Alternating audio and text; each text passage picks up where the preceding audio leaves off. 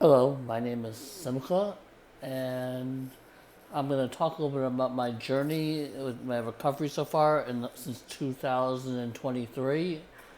As I'm approaching now, I believe almost 3 years. It'll be October 3rd, 2026. It led me to where I am today with my sex addiction, with my mental health, with my trauma, just all around everything. I'm gonna try to. This is the first time I'm gonna try to do a really long form video, and just kind of bear with me. Gonna. I'm getting better with this. I'm trying to do more long form. I'm trying to do more in depth where I am. So my story is I am a survivor of child sex abuse who started probably around 2 or 3 years old.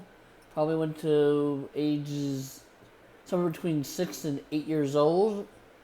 Pretty much my infancy and into my childhood, as well as being bullied in both the public school system and the Jewish yeshiva school system, the private schools, was very traumatizing, and trying to build myself where I am today, and where I am just.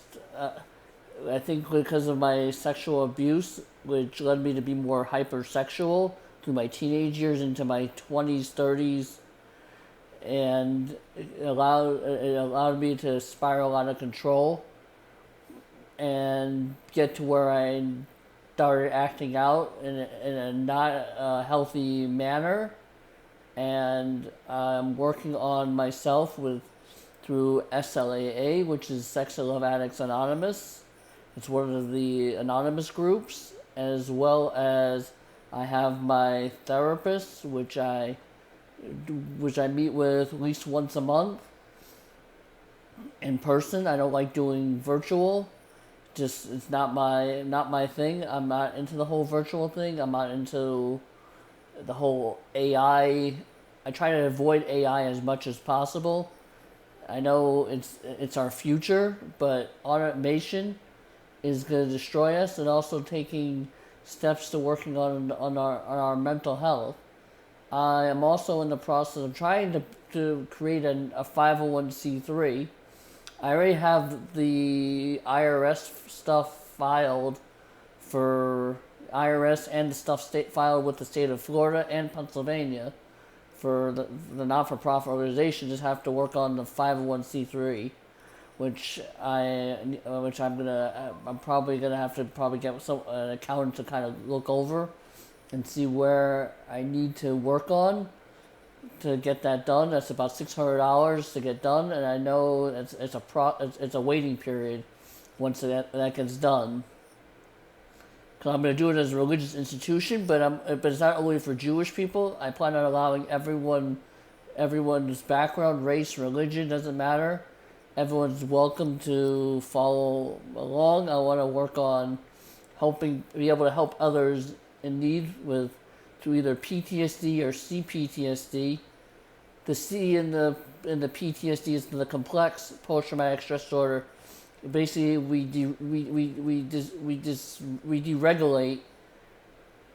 dysregulate ourselves, and we need to work on creating a regulation with our brain because we're always in the fight or flight mode, because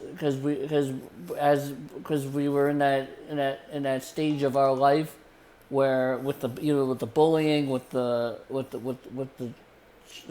being a survivor of child sex abuse, it rewires the brain, because it just all that abuse, the emotional things. I also lost my vision partially in my right eye because of a fight in the Jewish school system when I was a child and living in New York in Crown Heights. This is when I was in Olay Tyra, in the year of, I was probably, this is when I was 7 years old. Someone threw a brick at my head, and I am legally blind in my right eye. but most people don't know that. And I don't remember the person's name, but I know it was not summer of '91. It's also the same year I went to California. Just lots of trauma. I forgave my abuser. With help of my therapist during treatment, and also also coming to terms with my mother passing in 2012 as well. She passed away of stage 4 lung cancer back on March 8th of 2012. I saw her the night before on March 11th of 2000, no, March 7th of 2012. And that was the last time I saw her, and we were saying goodbye. At least because I'm able to read lips, because she was on the ventilator already, but she was still conscious and everything. So that night, later that night, somewhere between March 7th and 8th, she went into cardiac arrest twice. Once during overnight, and again someone was reading the Megillah on Purim, which is the book of Esther, when she went into the second time she went to cardiac arrest, and she didn't come out of it, and she passed away. And then I walked into the room, the nurse and the doctors didn't stop me from walking in the room. They left her uncovered, and that pretty much was, I was getting flashbacks from that for a long time. Through EMDR, it got me through where I take that traumatic image and turn it from a positive image. I picture something else, my mother in a good light, not in the bad light where I saw her when she was uncovered and lying there in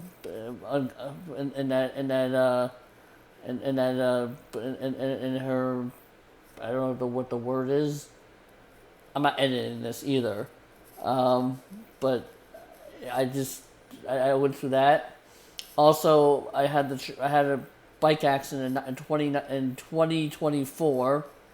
I don't remember the date. It was July of 2024 when I was 19. I still have that identification where I identify myself as 19 in my head. I'm like stuck in that age year because of that trauma. I felt like I lost something. I'm still like stuck in that time period. I still have to work on that with my therapist, but that's something I'm working on. I do have a trauma therapist. She is very much capable, who I see in Boca, which I didn't see her this month because this didn't work out. But I'm gonna be seeing her next month. I already rescheduled it, but working on that. Then I also have my Monday night meetings with SLAA, and then I took a little bit of time off of work for my mental health, just to work on that, and also to get all my doctor appointments in. But that's where I'm at and what I'm doing in my recovery. Just trying to be more I'm trying to think of the word. I don't like reading a script. It's just not my style. I kind of like just to roll things off the top of my head. But I'm just trying to be more into it with my mental health and my well-being of myself, making sure to put myself first before others. Because the problem is I was always trying to be in control, and I don't always need to be in control. Even my mother passed away. I felt I needed to be in control and just and do everything just to keep myself busy. But it really it kind of spiraled by being in control.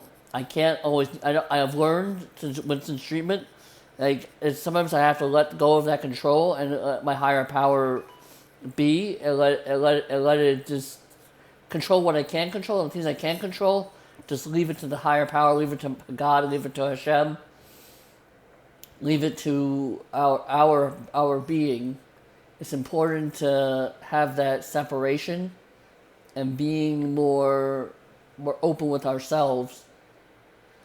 It's not the easiest thing, but it's a learning. I'm learning as I go. Where what got me here and why I'm here, why I need to work on myself, and just keep myself from going down that rabbit hole again. Also, staying off these dating apps. I don't need it. I gotta work on. I want to work on getting married. That's one of the things I want to work on. Just trying to keep the negative people out of my life and allowing negative people, because I can't help others if I don't help myself first. Because how am I going to help them if I'm in pain and I'm struggling? And I'm just trying to learn about my body, what I can and can't do, and be respectful of myself. I have to have respect for myself before I give respect to other people. And just, I have no problem helping people, but I have to make sure though that I'm okay, and it's okay to take breaks. It's okay to prioritize myself first. There's nothing wrong with that. It's important to be more open with ourselves and open to new ideas. It's okay to disagree to agree and have that. Also, journaling is also very important as well, because journaling helps broaden that puts a lot of thought out of my head, like what's going on, and makes my day a lot lighter. Like, I'm getting ready to go back to work. I'm getting ready to get back into my weird hours of routine. My hours are overnights at UPS, but just taking it slow, and I'm just trying to build my following on social media. Like, my Instagram right now is kind of lacking. I can't do lives on that. I've been doing lives on TikTok as well, but I don't know. I haven't found a rhythm with the YouTube, with the mental health community yet. It's just trying to build that up and put myself out there and be more vulnerable. Like, I'm not afraid. Like, if someone has a question, they can always email me at recovery and mental health at gmail.com. I'll pretty much respond anytime, and just I have an open dialogue with people. Also, you can call or text anytime at 561-887-2591. But I'm trying to be more open with myself, with how I do things. Also, having an open dialogue in general, though, is important with our recovery. I know I repeat myself sometimes. It's my train of thought. Sometimes I catch something that I didn't say before. What else? Oh, I've also tried to commit suicide in the past, and it's something that I don't like to talk about. That's why I always bring up the 988. You can always call or text that. Also, you have the organization NAMI, which is a non-profit. It's NAMI.org. They provide resources, and they're in all 50 states, and I believe also Canada as well. And there's many other resources as well for that. And same with veterans. Veterans have the option 1 on the 988 hotline. And same with law enforcement. You just gotta be able to open up. I know sometimes it's hard, but it's not. You gotta open up about what you see in your trauma, because you see things as a first responder. Because I know I volunteered as an NYPD auxiliary sergeant. I retired as an NYPD auxiliary sergeant in 2013. I did it from August. No, I did it from October 20th of 2023 till I believe September or October of 2013 before I moved to Pennsylvania. But I'm originally from New York. I grew up in Brooklyn. I grew up in Crown Heights. I grew up in a generation where we didn't have luxury of smartphones probably until the mid 2025 or above that, because our technology wasn't there. Like we wanted to do something, we had to go to our friend's house. We had to use a payphone or our house phone. We had a cord on our phone, or you had cordless phones also, but it just we had a different generation, and the generation gap. Like also, I see more and more kids, like younger than me. Like they're allowing their kids to spend so much time on social media. Like it's important to take mental breaks from it, because too over consuming of social media, also news in general, can bring on depression and other debilitating issues along down the line from us. 'Cause even with the iPads, like if you want to give your kids a phone, get maybe a flip phone or something. But personally, the technology shouldn't be so accessible without parental guidance in front of them as a safety net.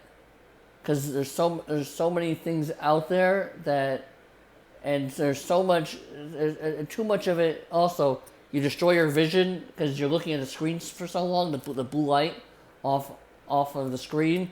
Also, you have a lot of evil people out there that are with online bullying. Like back in my day, we didn't have bullying. Like we had the chat rooms, but it wasn't as advanced as today's stuff, like Facebook or TikTok or Instagram, Facebook, all these things, MySpace.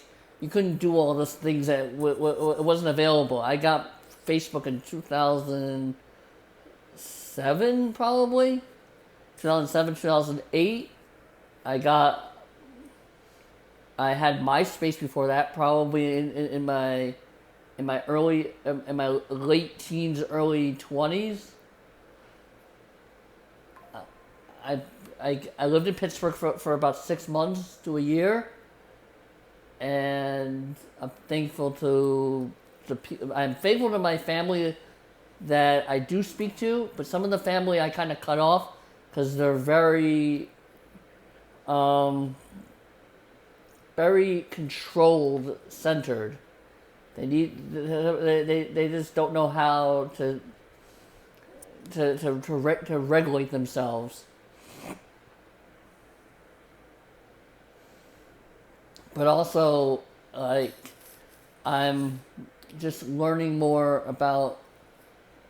It's really this journey since 2023 has been a learning curve. It's been just a lot of new things. Also, COVID didn't help a lot of people with the mental health either. By locking people down, it hurt a lot of people. A lot of people didn't graduate. It cut a lot of people. It isolated a lot of people, especially the preteens, teenagers are starting to become adults.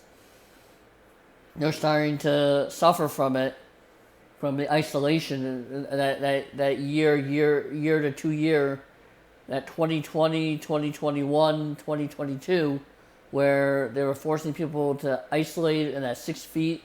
Like, it's, yeah, I don't want to make it a political thing. It's not. That's not part of my thing. I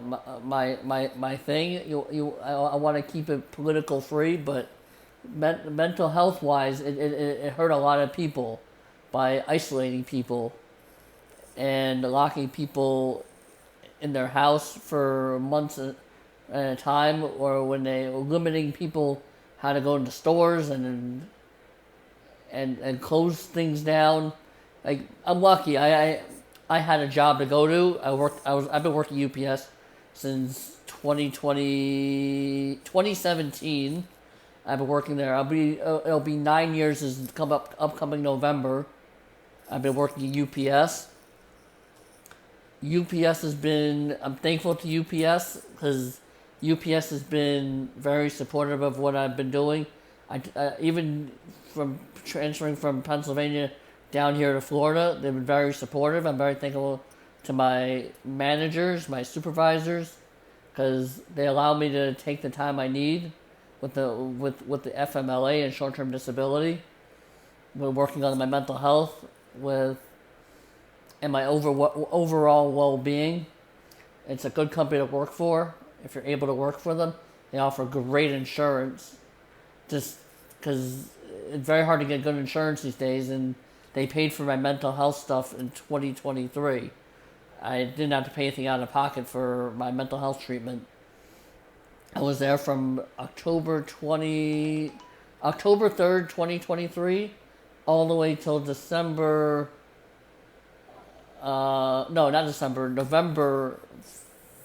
16th of 2023.